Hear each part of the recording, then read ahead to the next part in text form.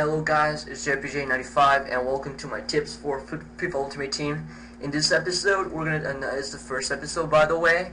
I'm gonna be talking about trade and market. I don't consider myself the best FIFA Ultimate Team player nor the most expert market market player there is out there, but probably I have a lot of experience. I've been playing FIFA Ultimate Team since it first started, and I'm not a FUT founder though, because I changed my account, but I do know a lot of about the market. I have a very decent squad. I might show it later in the video, but it's gonna be as quick as possible, doing an overall over the market and what it's based on and how to get money. Some people I have searched on YouTube. There's hugely amount of YouTube videos directed to how to make easy money and giving tips like the 59-minute and a lot of other tips that I gotta say the truth, I don't trust a lot in it. Maybe you'll get some players out of going to the 59 minutes and buying the players that are cheap, but I swear, and I can put my hand on fire, that that's not a way to get a lot of money. And like, for example, if I sell my entire squad right now, I would have like 200 coins, thanks to a lot of bad business ideas that I had. Actually, right now I'm going to show you for a second, just for you to know that even I made mistakes. I'm not even that good. I had this Van Persie idea where, thanks to a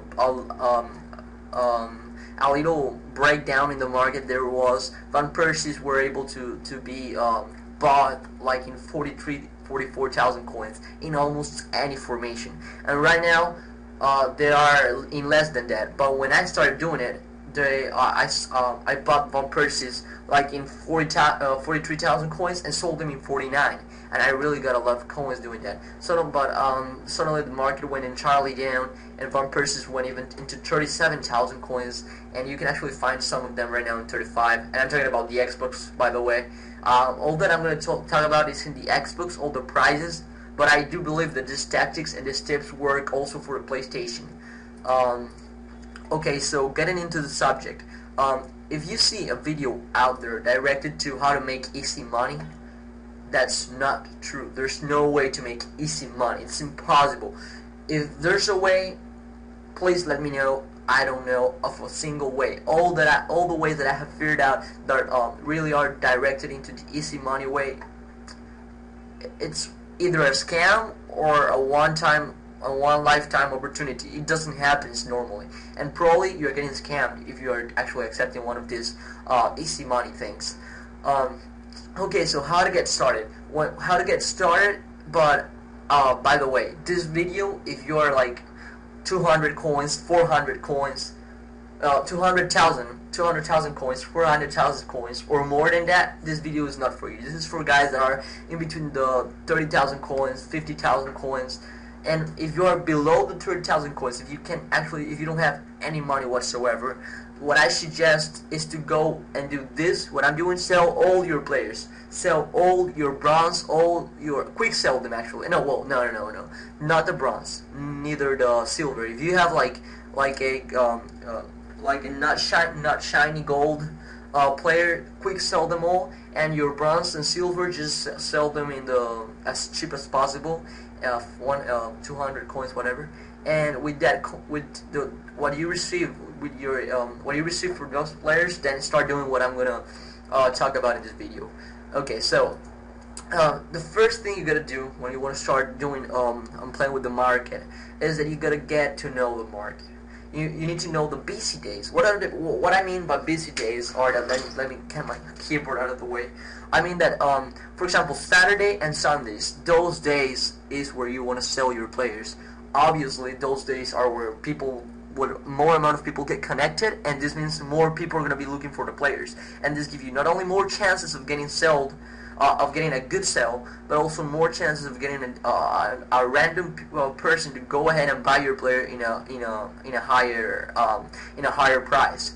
Okay, the second thing about getting to know the market is that you need to buy in the days that you want to buy for non-informed players, because for informed players there's another different method. But the days that you want to buy the players that then you're gonna sell is on Wednesday and Thursdays. I'm sorry.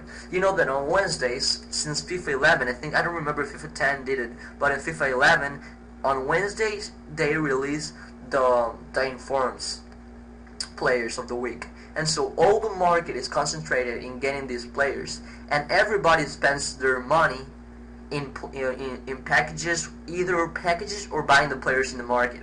So all the players around this are gonna be not as expensive as they would be in a normal day, because people, at least if I want to get money to buy a package or buy a player, I'm gonna sell my players as fast as possible, and so this rush for getting money is gonna leave you an open door for fast and easy players and cheap players.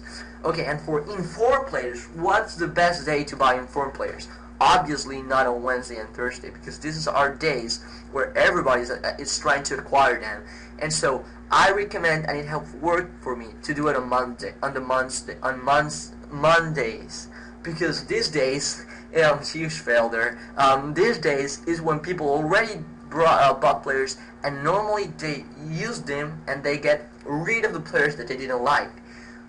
It doesn't happen to everybody. Not everybody gets bored of players after one single week, but normally people buy players to test them out, and so you have chances of getting an informed player on Monday, because that is the day that people start selling them back, because they tried out all the weekend and they didn't found nothing nothing good in them, because not all players are for all gamers. So okay, leaving aside the getting to know the market, I'm gonna go into the analyzing the players, getting in deep in the buy cheap, sell expensive idea or of a good market trading.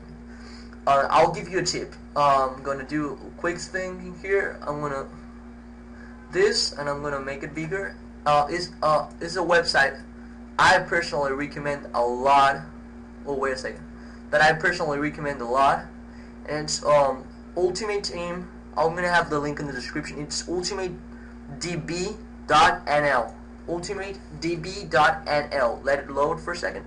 I want to go back.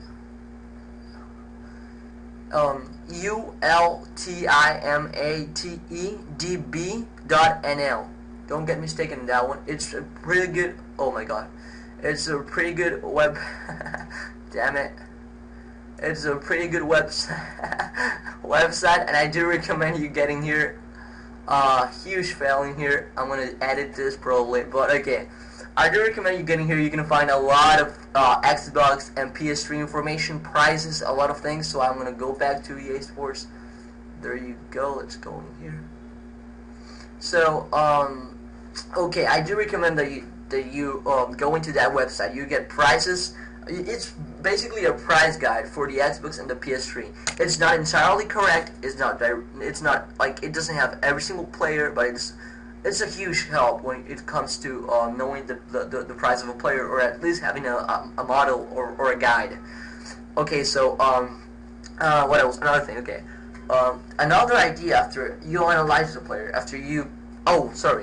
when analyzing the players and deciding what players you're gonna buy and sell, I do recommend you only take like 2 or 5 players at a time. It's more comfortable for you to remember the price of 2 or 5 players at most, because you need to know every player that you're going to be buying and selling. You need to know his attributes, you need to analyze the player, know that he's a good trade, and know the price, and know which is the minimum and the highest price, and you need to memorize all this unless you write it down. And it's confusing when you have more than 5. I have tried out having a lot of players, and it's way too confusing. Sometimes you screw up, you buy a player in a highest price, whatever, and so I recommend having at least 2 and at most 5 players while doing this at a time. So okay, the second method that I do recommend for to do on the trading, to do as a trading idea, is the waiting and boosting. I call it that. I don't know if that term actually works for it, but I call it waiting and boosting. Is that you gotta wait for a player that goes under the 10,000 coins. I don't know if you guys knew this, but for example, Chiellini was a player that a couple of days ago, well, not days, weeks ago or months ago, was in like the 17,000 at the beginning, then it went down a little bit to 13,000 coins in the Xbox. Now you can find Chiellini for even 9,000, 7,000 coins if you're lucky. And so the waiting and boosting idea goes like that. You wait for a player that's coming down, and during the last few days is coming down the price a lot. You wait for him to go below the 10,000 coins, and you buy all the players, all the players, all of those players that I can't concentrate. Okay, for example, it's happening with Cellini. I'm going to talk about Cellini. If Cellini goes below the 10,000 coins, I'm going to buy all of the Cellinis 4-3-3 formation or 4-1-2-1-2 or whatever. That way, and then I'm going to sell all, well, not all, it's impossible, but a lot of them. And then you can sell them all at a time in more than 10,000. Say 11,000, 12,000, 13,000. That's your decision. But there's not gonna be, or at least there's not gonna be a lot of Cellinis in the market at the same time at yours. In that formation at that price. I mean, in a lower price. So that is called waiting and boosting. It's a little bit time wasting. You gotta use a lot of your time, and you gotta analyze a lot of the market. You gotta know almost all the players and know if they're coming down, if their prices are going up. But it's a good way to make a lot of money. Okay, so this video is already extending way too much. There's another tactics like 59 minutes and other things, but I mean, they work.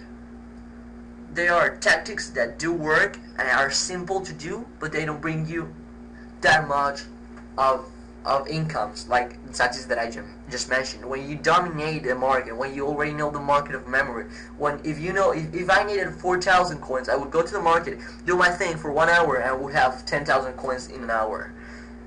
It's not like saying like I'm the best, I can have 10,000 coins wherever I want, because as you can see, I only have 32,000 coins right now on my squad. And so it's not like I was the god of coins, but I do know a lot of it, and I do know like what you gotta do to get the coins. It's not easy. Sometimes you lose money, but you gotta be careful, and it's part of the game. It's like Ultimate Team is not only about playing matches. That is what head-to-head is for. Ultimate Team is for trading in the market, doing your thing, moving around, watching the players, learning which player you want to buy, you want to sell, and then with that squad, with the money, making a squad that you like. And that's gonna be an entire new episode, where maybe I'm gonna be doing, I don't know, leave me in the comments below what you want to see in the next episode. I'll probably be doing some tips for FIFA Ultimate Team, picking a club or making a squad. I don't know, I haven't seen that on YouTube yet. So okay guys, see you later, peace out, I hope you liked it, and bye.